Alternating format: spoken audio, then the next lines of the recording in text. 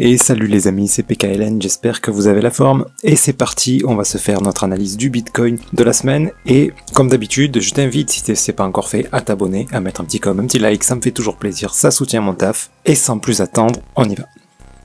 Donc le Bitcoin, il s'est pas passé grand chose, ça a fait encore que monter. Donc on n'a pas de correction qui nous indique ce qui va se passer à l'avenir.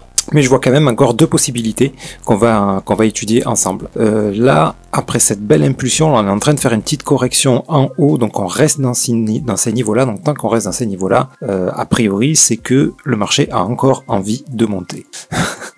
Donc c'est beau, hein, on a eu des belles poussées là sur les altcoins. Tous les setups dont on avait parlé se sont tous validés, même le DOT cette fois, ça y est, le DOT a démarré. Ici, on avait ce beau setup d'achat là, et il s'est plus que validé, hein, il a explosé le top là. Donc si vous étiez dedans, j'espère que vous avez pris un peu de profit, et maintenant il va falloir attendre la prochaine correction pour voir un petit peu ce qu'il en est. Parce que quand même, je rappelle, si on regarde un petit peu en plus long terme, vous voyez, on n'est pas reparti sur une tendance haussière long terme encore, il faudrait qu'on casse ce top là, bon on est vraiment pas loin, hein, mais ça serait bien pour avoir vraiment un possible départ d'un grand, soit d'un grand B, pour après nous donner un C, hein, une correction, donc ça on n'y est pas encore, on verra plus tard, soit directement, comme sur le Bitcoin, l'expanding ici, pour venir casser le top. Donc ça serait merveilleux, puisque là on est resté longtemps dans des niveaux bas, donc là voilà, ça présagerait de très très beaux gains.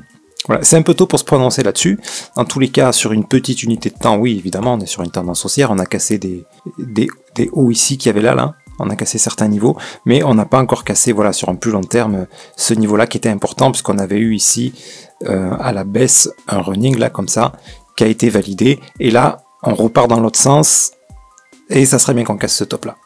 Voilà, pour être plus safe, on va dire, pour les prochains setups d'achat. Bon, ça concerne le DOT, mais bon, il y en avait plein, hein, il y avait, je sais plus ce qu'on avait dit, bon, le GLD aussi, là, ce setup d'achat, il est même pas venu casser ce bas-là, là, il a directement pété le top, donc il nous a fait un petit contracting, là, il a fait une petite feinte, mais bon, moi j'étais dedans, j'espère que vous aussi. Qu'est-ce qu'on a eu? On a eu le Sand, il n'y avait pas eu beaucoup de setup, mais celui-là, il était pas très beau, quoi.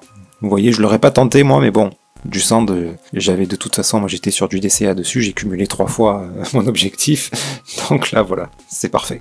Bon, il y a un peu tout qui a explosé quoi. L'Océan, tiens, non, il a toujours pas validé le setup, hein. Celui-là de setup, vous voyez un peu comme le DOT, il est bien monté, mais il a pas encore cassé le top.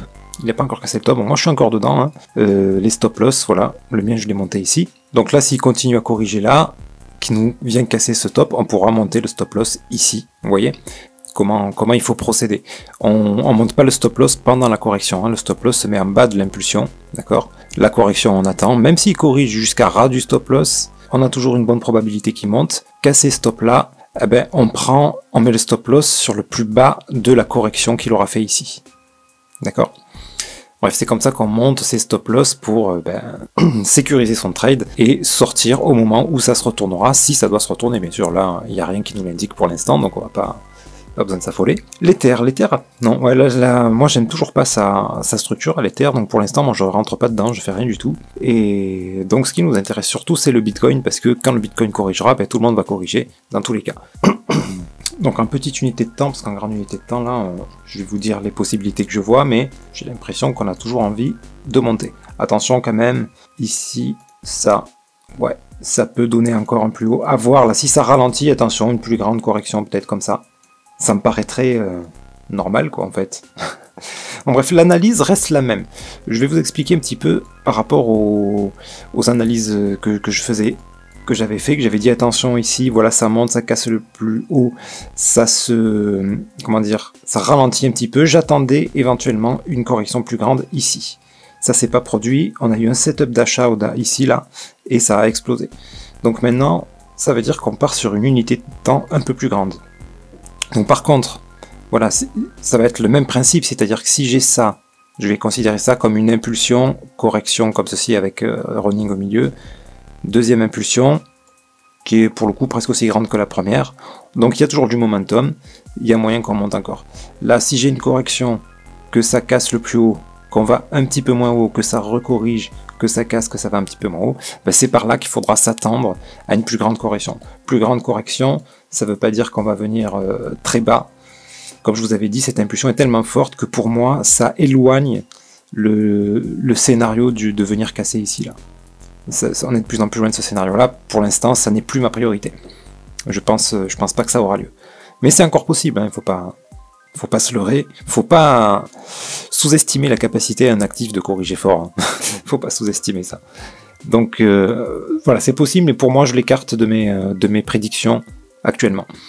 Par contre, ici, j'attends quand même à un moment donné que cette impulsion soit corrigée un peu plus grandement. Donc si j'ai un mouvement qui fait quelque chose comme ça, ben là, vers les 40, je sais pas combien ça va être, mais à mon avis, ça devrait être aux alentours des 48. Aux alentours des 48, je vais attendre au minimum, voilà, soit un gros régular comme ça, soit un gros running, mais je vais attendre quelque chose quand même. Là, vraiment une correction un peu plus importante. Ça, c'est le scénario 1. Après, cette correction-là nous dira si on est reparti, si c'est une correction de toute cette impulsion pour continuer notre hausse jusqu'au top, ou si, au contraire, on va peut-être être à la fin de ce mouvement B pour nous donner un C. Le C qui peut venir jusque-là, hein, mais pas forcément. Donc ça, on verra ça, ça sera visible. On aura un ralentissement ici dans la baisse, très probablement. Comme c'est le cas à chaque fois, de toute façon, donc on devrait le voir venir. Donc voilà, ça nous indiquera si on doit venir casser stop ou non. Non, ce bas ou non. Bon, on n'y est pas encore. Bref, soit ce scénario-là, soit si on vient à vraiment, si on venait faire une petite correction là, continuer encore une impulsion aussi grande que celle-ci, encore une correction, même si elle est un peu plus grande, et encore poussée comme ça, bon ben là, ça sera clair et net, hein, on sera sur l'expanding en fait. Donc je rappelle, en investissement, ça change de toute façon rien tout ça. Là, c'est pour essayer d'anticiper les gros mouvements en trading, ceux qu'on a envie de choper, les mouvements comme ça. Ok. Donc, quand on est dans l'expanding, ça veut dire quoi? Ça veut dire qu'à la cassure du top, on surveillera les gros signaux baissiers. Voilà, donc si jamais on vient à valider l'expanding, donc à casser le top, là il faudra surveiller les mouvements comme ça là. Les mouvements de ralentissement en long terme, là on a un daily quand même. Donc il faudra surveiller ça pour attendre la prochaine grande correction, c'est-à-dire le prochain bear market, où là, ça serait le top de choper un setup de vente comme ça là. Là vous voyez, si vous tombez sur un mouvement comme ça, là vous vous faites plaisir, c'est-à-dire que même pendant que tout baisse, vous gagnez de l'argent. On est encore loin de ça. Ok, pour l'instant, on surveille, on est toujours sur une grosse tendance haussière avec du momentum, donc vraiment prudence avec les setups de vente. Je vous déconseille fortement, à part ceux qui sont très expérimentés, de tenter quoi que ce soit à la vente, puisque vous avez plus de chances de vous retrouver dans des petites corrections, vous dire ça y est, on va faire une grande correction, et puis boum, d'un coup vous avez une surprise, ça repart à la hausse, et ça on se fait souvent avoir comme ça.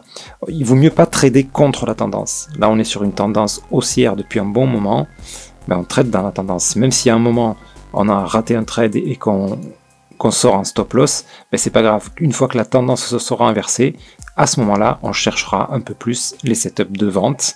Et si ça nous donne en plus grande unité de temps un setup d'achat, ben on repassera à l'achat. Ok? Donc je récapitule parce que là, je pense que je vous ai un petit peu emmêlé. Je me suis emmêlé moi-même.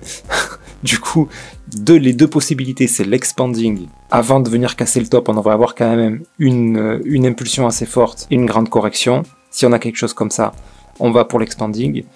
Maintenant, ça peut très bien être aussi, ce qu'on va surveiller, c'est si on a un mouvement de hausse comme ça, alors peut-être pas ici, en partant de là, on va dire, une impulsion comme ça, qui s'essouffle, là on partira d'abord sur une grande correction. Donc on aura la direction qui sera baissière, mais soit pour une correction comme ceci, et là on commencera à vraiment surveiller ce qui se passe pour reprendre de l'achat, soit valider un A, B, C. Donc voilà, on ne sait pas jusqu'où ça pourra descendre, mais en fonction de la tête qu'auront ces corrections-là, on pourra prédire quand la direction sera baissière. On n'y est pas encore les amis, on n'y est pas encore. Pour entrer dans du trading, là on attend les corrections comme d'habitude. Là en daily on a juste de l'impulsion, donc on s'enflamme pas. Mais là, bon, tout ce qui se passe là en ce moment, c'est vachement bien pour étudier, justement, pour ceux qui sont en train d'apprendre. On voit bien là, les setups, ils sont vraiment, vraiment beaux, quoi. Ils sont vraiment beaux. Celui-là, là, vous voyez, la belle correction, l'impulsion, on reste bien en haut de l'impulsion un bon moment. Ça annonce de l'achat. Tac, ici aussi, un beau flat. Là, un running flat ici aussi. Vous voyez, il est très visible, quoi. Voilà, quand on débute en trading, ou même quand on est intermédiaire, hein, je veux dire, quand on n'est pas expert, il faut cibler des structures comme ça vraiment belles. Là, on se trompe rarement quand même, hein. On se trompe vraiment rarement. Comme il y avait, je sais ce que je vous avais présenté, je sais plus, bon, le dot et aussi il était joli. Bon, il fallait vraiment dézoomer pour le voir celui-là quand même, mais voilà, vous voyez, ça, ce flag là, il est beau quoi, il est beau. Il y avait le Radium qui, sur celui-là, on pouvait pas le rater. GLD aussi, bon là c'est en contracting en plus, ça nous fait voir des structures qui sont un peu moins fréquentes. Bref, c'est un moment idéal, voilà, pour apprendre à voir ces setups là. Ok les amis, bon c'est tout ce que j'avais à dire pour cette analyse, j'espère que cette vidéo vous sera utile. Donc voilà, pour l'instant, il n'y a pas grand chose à dire. Voilà, maintenant, on va avoir besoin d'une vraie correction un peu plus grande pour pouvoir anticiper les prochains mouvements, les amis. Ok, sur ce, je vous souhaite une excellente fin de journée et je vous dis à très bientôt. C'était PKLN. Merci.